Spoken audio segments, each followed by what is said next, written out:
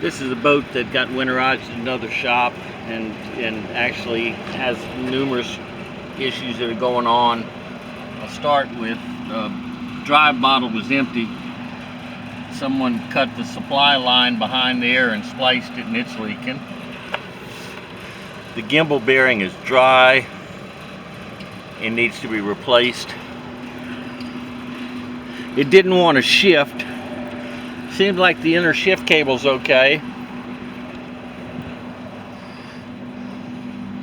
but that's the arm right there that makes it shift forward, neutral, reverse. Right there, it's in neutral, and it's pretty much locked up, and that's why it didn't want to shift. I can move it, but it's putting dents in my fingers trying to move it. It's had water in it. You can see by the U-joints that they're not in the best of shape, but it looks like someone had it off and greased it not long ago.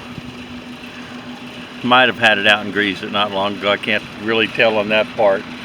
But until that moves back and forth easily, it's not going to shift. So something between that point right there and the shift mechanism in the lower is the problem. So we'll take it apart and see which part seems to be okay.